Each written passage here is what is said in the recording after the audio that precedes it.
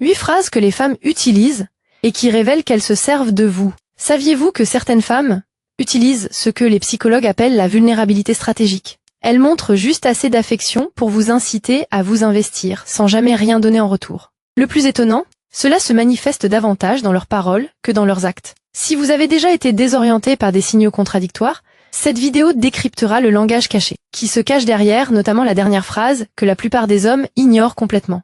Bienvenue!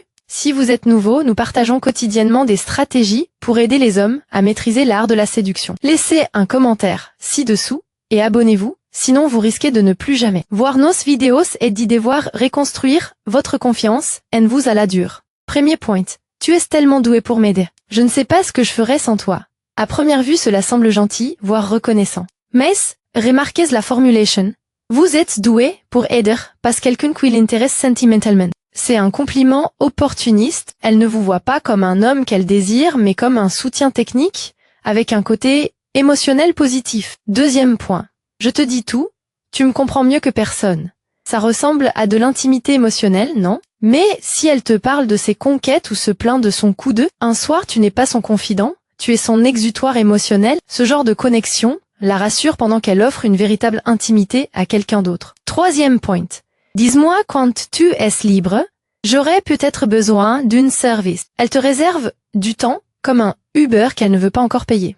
C'est informel mais il n'y a aucune contrepartie. Traduction, elle considère ton temps comme accessible, pas comme précieux. Quatrième point. Mes amis pensent que tu as tout pour être un mari.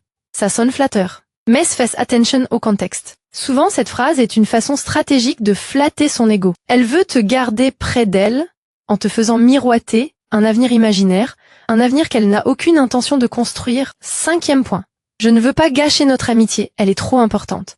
Sur le papier, ça passe pour de la maturité. En réalité, c'est juste une excuse. Ça te permet de rester fidèle et présent pendant qu'elle cherche mieux ailleurs. Elle protège son confort, pas ton cœur. Si ça te parle un peu trop, c'est que tu commences à y voir plus clair, et c'est bon signe. Si tu veux plus de vidéos pour décrypter les signes que la plupart des hommes ne voient pas, abonne-toi pour ne plus te faire avoir. Sixième point. Tu es différente, pas comme les autres mecs que je fréquentais. Ça sonne comme un compliment, non? Mais regarde de plus près. Elle admet qu'elle sort avec d'autres hommes. Tu n'es pas dans l'eau, tu es le contraste, le groupe témoin.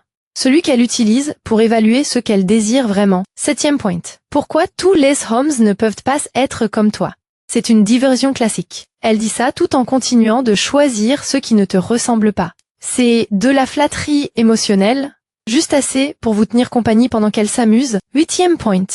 Tout c'est toujours exactement ce dont j'ai besoin. C'est pas toujours un compliment, mais souvent un prélude. Elle vous flatte parce qu'elle est sur le point de vous demander quelque chose. C'est la version verbale du « tu ne m'aimes pas » avant une requête, et si vous avez déjà entendu ça, plus d'une fois avant de devoir lui demander un service, maintenant vous savez pourquoi.